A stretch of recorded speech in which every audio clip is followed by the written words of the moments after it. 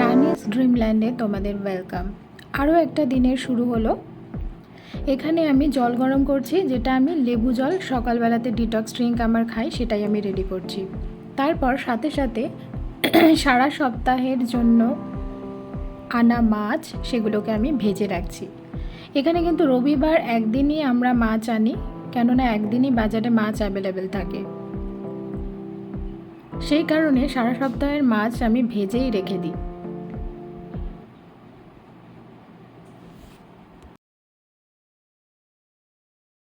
আজকে একটু লেট করে শুরু করেছি, যেটা বলছিলাম এর আগের দিন, যে এখানে প্রতিটা বাড়িতেই কিন্তু জলের যে জায়গাটা, জল রাখার যে জায়গাটাতে এরকম কিন্তু ডিজাইন করা থাকে, দেখো প্রতিটা বাড়িতে।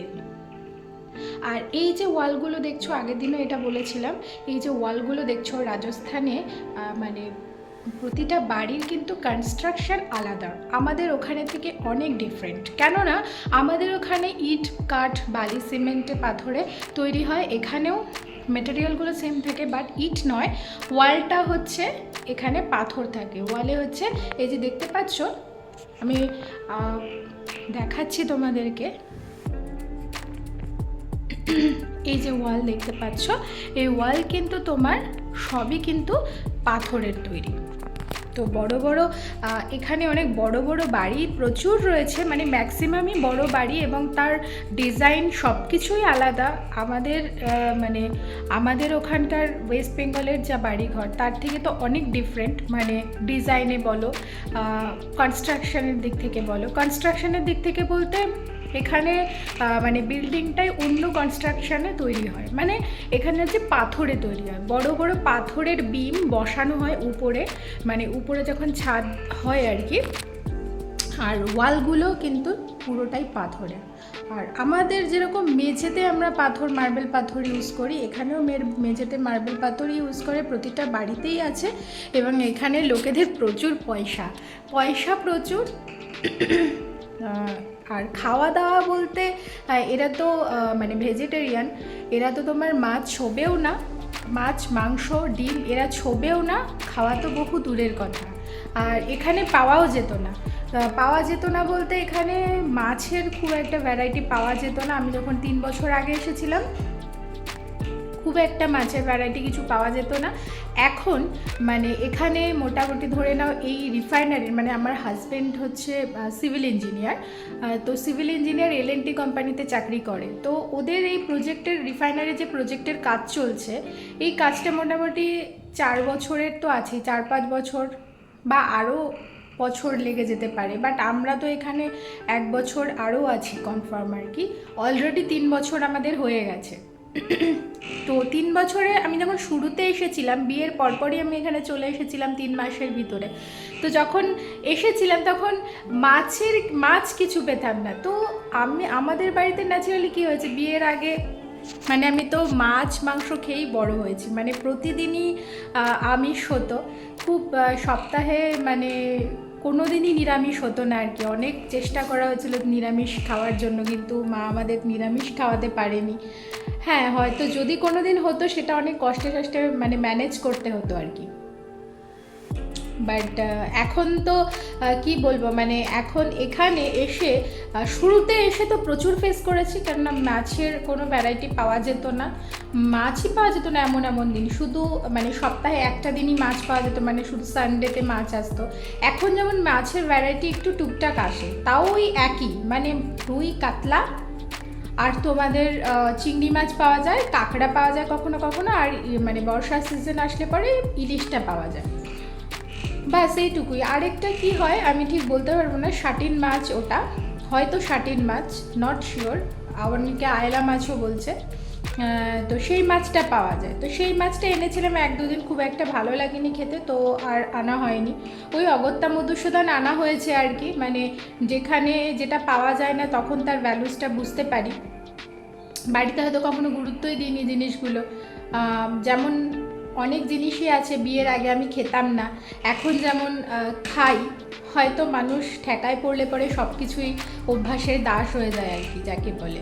আগে যেমন বিয়ের আগে লাউয়ের তরকারি খুব একটা প্রেফার করতাম না, এখানে শুরু থেকে এসে শুধু লাউ আর হচ্ছে তোমাদের বড় বড় লঙ্কা, যেটা আচার খাওয়ার লঙ্কা, আর টিন্ডা বলে একটা সবজি পাওয়া যায়, গোল গোল হয়। তো এই ছাড়া আর ছোট ছোট বেগুন, মানে ওই বেগুন হয়তো আমাদের ওখানে কেউ খাবেই না বা কিনবেই না, তো সেই বেগুন ছাড়া আর কিছুই পাওয়া যেত না। আর এখন যেহেতু বাইরের লোকেরা প্রচুর রয়েছে, এই রিফাইনারির প্রজেক্ট চলছে, কাজ চলছে, অন্যান্য কোম্পানিরাও আছে এলএনটির পাশাপাশি, যেহেতু এখানে বাইরের লোকে ভরে গেছে, এখন তাই মার্কেটটা অনেকটা আগের থেকে ইমপ্রুভ করেছে। তো এটাই আর কি। তো এখন মোটামুটি টুকটাক সবজির অনেক ভ্যারাইটি পাওয়া যায়, মাছের দুটো একটা আইটেম এক্সট্রা এসেছে, এই আর কি পার্থক্য।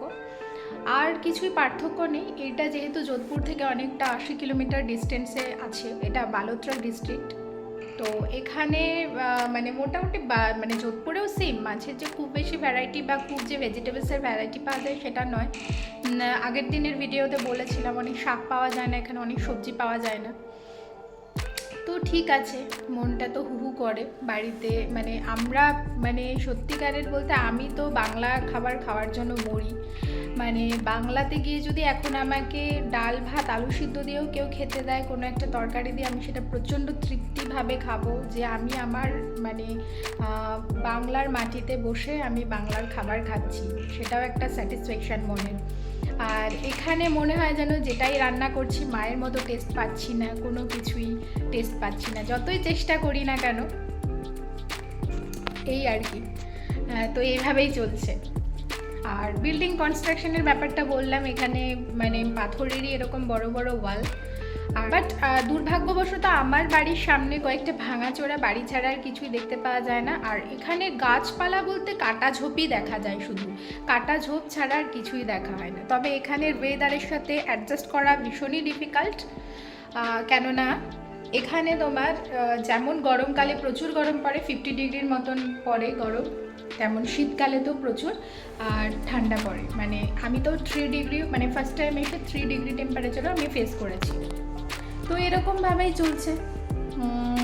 তো ডিফিকাল্ট ওয়েদার, সব কিছুর সাথে অ্যাডজাস্ট করা মানে ভীষণই ডিফিকাল্ট। মানে বাইরে থাকলে ওরকম মনে হয় যে বাইরে আছে, ভালোই তো আছে, বাইরের লাইফটা খুব ভালো, আদতে তা না।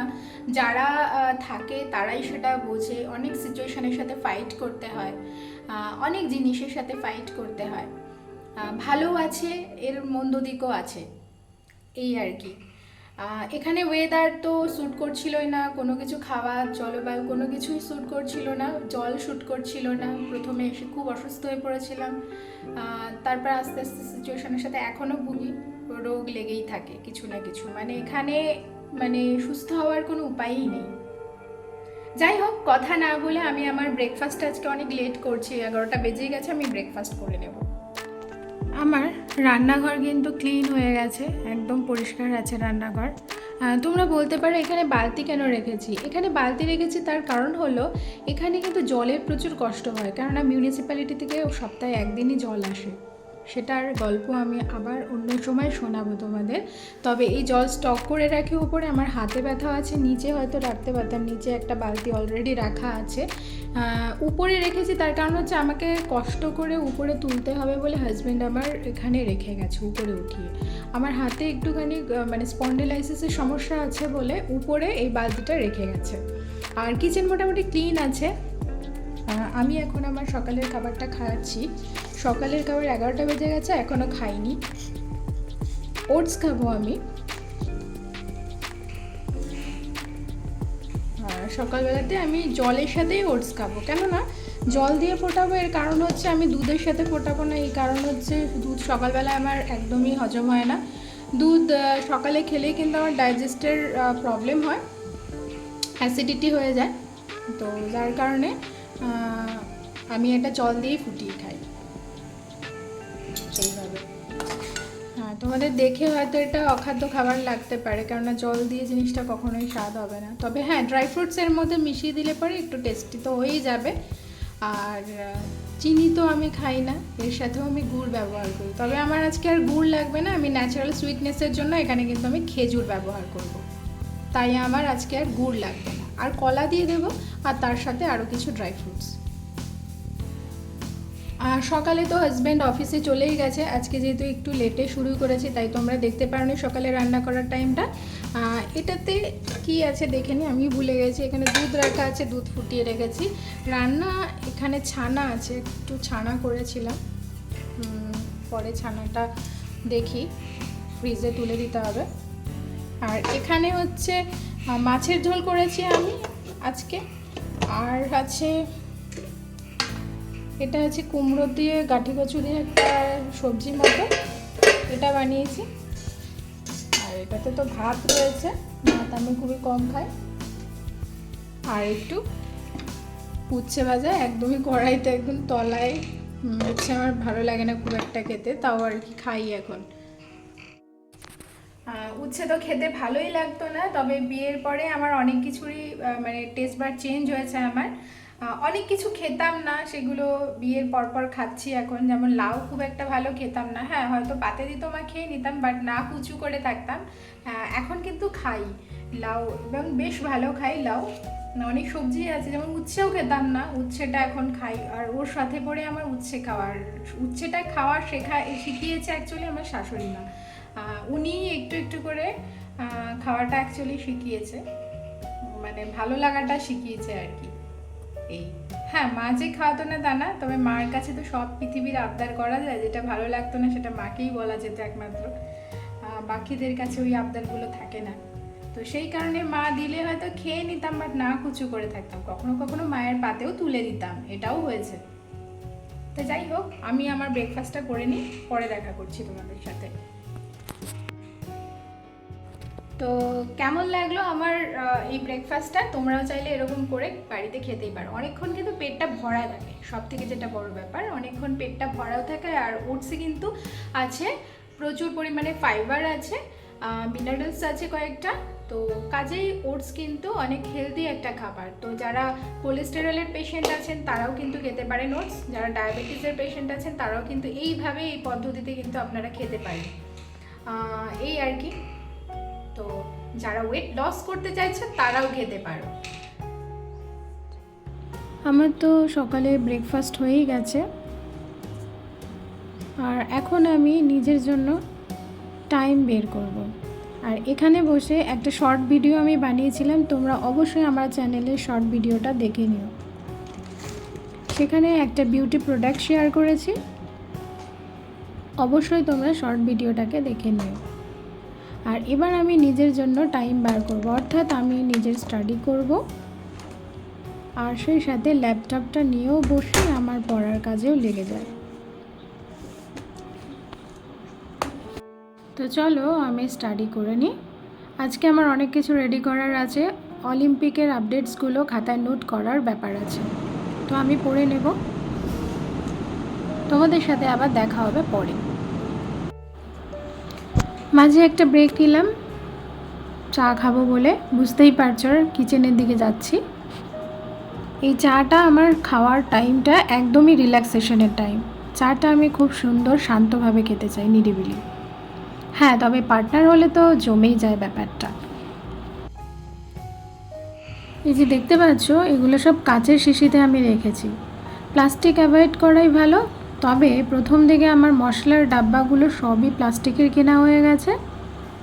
তবে আমি যতটা পারি এরকম কাচের শিশিতে রাখলে কিন্তু তার পরিষ্কারও করতে হয়, কেননা এখানে সবসময় তেল ছিটোতে থাকে যখন রান্না করি, তাই ওগুলোকে পরিষ্কার করার দরকার পড়ে। কাচের শিশি খুব সাবধানে ইউজ করা দরকার। চায়ের সাথে আজকে যেটা দেখাচ্ছি, কফির কৌটোতে আমি বাদাম ভাজা ভরে রেখেছি। এই বাদাম ভাজাগুলো একদমই দোকানের কেনা বাদাম ভাজা নয়, মানে আমি বাড়িতে কাঁচা বাদাম নিয়ে এসে নিজেই ভেজেছি। দোকানের বাদামগুলোর সাথে কিন্তু অবশ্যই সেগুলোতে সল্ট থাকে, অনেক সময় তেল থাকে যেগুলো প্যাকেটজাত, আর সেগুলোতে কিন্তু পাম তেলও ইউজ করা থাকে। তো সেগুলো না কেনাই ভালো, বাড়িতে কাঁচা বাদাম নিয়ে এসে ভেজে নিয়ে খাও। বাস, আমি বিস্কিট খাচ্ছি না আজকে, যেহেতু আমার বানানো বিস্কিট নেই, ফুরিয়ে গেছে, বানানোই হচ্ছে না। নেক্সট টাইম আমি কখনো আমার বানানো বিস্কিট শেয়ার করব, তার রেসিপি সাথে থেকো। আমি এখন আমার চাটা শান্তভাবে খাই। আরও 1 ঘন্টা চা খাওয়ার পর পড়াশুনো করে নিয়ে আমি স্নান করে এসেছি মোটামুটি। এখন লাঞ্চ টাইম আমার, আমি এখন লাঞ্চ করে নেব। আর ঘড়িতে বাজে দুপুর 2:30। বাহ, এখান থেকে স্কিনটা তো বেশ ভালোই লাগছে। তাই নিজেকে একটু বোঝার চেষ্টা করছি যে আমি ওই ফেস অয়েলটা ইউজ করে কতটা আমার স্কিনটা ইমপ্রুভ করেছে। সত্যিই ইমপ্রুভ করেছে। এখানের যা ওয়েদার, রাফ যা ওয়েদার, তাতে স্কিন খারাপ হয়ে যাবে, কমপ্লেক্সান চেপে যাবে, সব কিছুই হবে। তো সেটার জন্য একটু কিছু করার দরকার। ওয়েদারের অবস্থা সে একই রকম আছে, কোনো পরিবর্তন নেই। এই যে ভাত বেড়েই তো নিয়েছি, উচ্ছে ভাজা, কুমড়ো কাঠি কচুর তরকারি আর মাছের ঝোল। মাছটা একটু শুকনোই করেছি, তবে আমি লেজা মাছেই খুশি। আমার হাজব্যান্ড তো আবার লেজা পাতেই নেবে না।